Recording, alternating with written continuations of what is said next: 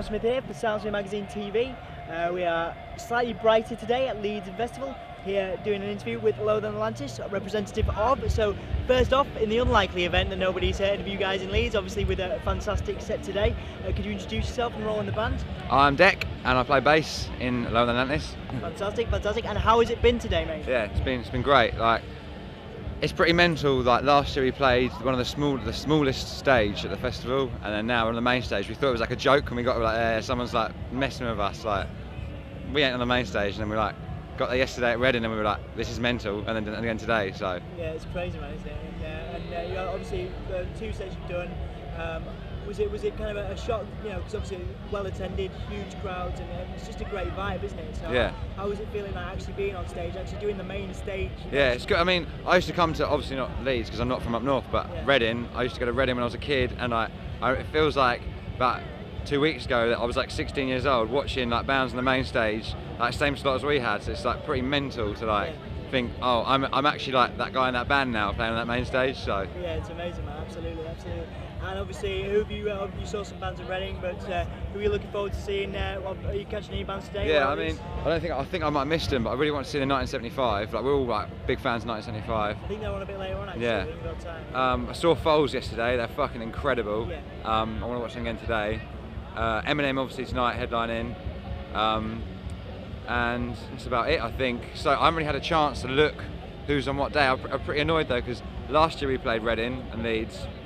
And we missed Foo Fighters because of the days, you know, you play Reading and then you play Leeds, and then this year I missed Biffy, like another one of my favourite bands. They were incredible. Yeah. I was going to say, how important is it for you guys now as a band on the rise? I mean, we've seen you play up north as well. How important is it for you guys to do smaller cities, like obviously Leeds?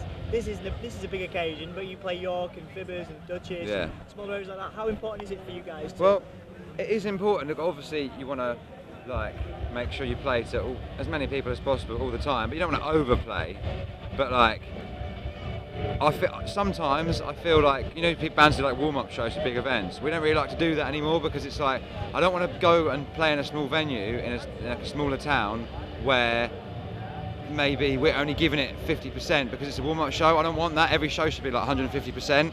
So although, not that we don't want to play in small venues, because I fucking love playing in small venues. It's nice to like play main stage, and then like maybe next week we have like a show from like a corporate event or something like that, like for like a shoe company or something. But like that'll be a small venue, and it's cool to go. But I'm not really a fan of warm-up shows, because you want to give it. You want to give it 100%. But I think that's the way you can get into the smaller venues. Is to play those sort of corporate things. Yeah. One thing I noticed about you guys is you tend to tour with really, like yourselves, upcoming UK bands. You toured with Dinosaur Pileup and the Excess.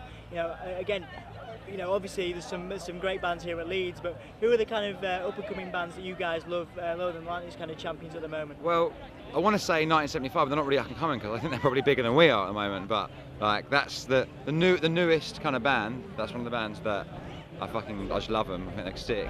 I don't know, we just like, there's nothing in particular I can think of. You said Dinosaur Pileup and Excerpts, like they were two that I would have said. Yeah. I missed Dinosaur Pileup's set today, because obviously I think we were playing around the same time. So, but yeah. Cool. And I was going to ask, you know, in terms of material and stuff, you know, the stuff that's inspiring you guys at the moment, in terms of inspirations for songs, people, is it people, places, what kind of things are inspiring you guys right now? Everything really, man. Like, it's not like, I think, like we used to, because at the moment, like, we've been a band for like what, 5-6 years, so we've literally toured relentlessly all over the world for that amount of time. And now, I think the last 6 months is sort of the first time we've ever sort of had a little break to sort of sit back and think like, you know, how can we change our music for the better, and what we're doing wrong. And so it's nice to have a bit of time to sort of think, but before everything will be written on the road. So that would kind of influence, like, you know, all Mike's lyrics are about being on tour. Well, not all of them, but a lot of the lyrics are about being on tour. But I think it's always about, you know, the bands that you listen to, and like, it's hard though, because you don't want to get like, you don't want to listen to too much, I want to say mainstream. But like, you know, bigger band, even though I love Biffy Clyro and Foo Fighters, you don't want to just purely get influenced by bands like that. You want to check out the little bands, not steal things, but see, you know, it's hard. But then I guess we're just fucking 4 dudes in a room writing music, so that's the other thing to it. Yeah. I mean, how do you look back on the success of stuff like JG2 now, all the stuff you kind of came up with, because again, playing main stage Leeds is a huge thing. How do you look back on the stuff that started out, changing tune, all the things that kind of brought you success over the last few years, really? It's just like, it's gone so, because we've done an album every year for the last like 3 years, 4 years, whatever. It's just been like a bit of a like whirlwind. I don't know, yeah. It's sort of not passed us by, but it's come up quickly. You know, it feels like literally yesterday we were playing on the pub to like 20 people. Half of them were our mates. But it's not something like this. It's fucking sick to just be like, shit, we're actually on the main stage. Like people are actually taking notice of us. Like, you know, it's like being filmed on a fucking screen and shit. So yeah, it's like it's quite humbling to be, you know, knowing that all our fucking hard work we've been put in for the last like 5 or 6 years is actually starting to pay off. Absolutely, absolutely. What about plans for the rest of the year? What you guys, obviously that you can tell us. Well, you know, end of the year into 2014. We're not going to be touring until next year, but we just built a studio in Watford, where it was actually the first ever LTA practice I ever had was in this studio. We it was originally a practice place and had a studio in it and stuff, and it got taken over by like crackheads, and they like tore it to shreds. And then one of our friends in a band called Spycatcher, Steve Sears, he bought the place, and we've got a room there, and we've like converted it, built a studio, and we're just going to start working on a new record.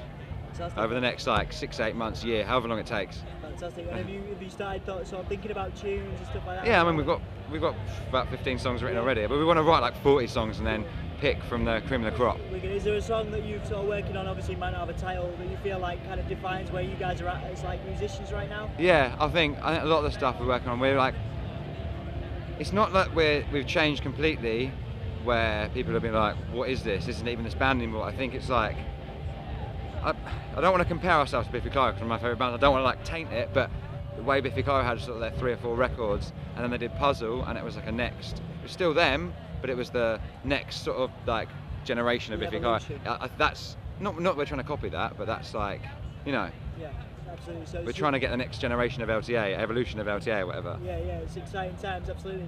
Cool. Well, obviously, you know, you've had a lot of fans here today and stuff, and I wanted to ask you for your, since we're at Leeds and since it's still a bit muddy, Lower Than Atlantis festival tips. What are your key festival tips for any fans of yours? And sorry to cut you off, but when it's this muddy, you might as well just get pissed with your mates and have a laugh. Really, what else can you do? Your tent's flooded. You've paid to be at the festival, so you might as well just get pissed with your mates and have a laugh.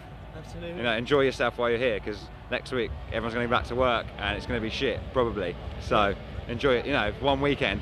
Day off tomorrow anyway. It's bank holiday, isn't it? So absolutely, absolutely. Plenty to enjoy. Cool. Last question is a bit of a random one.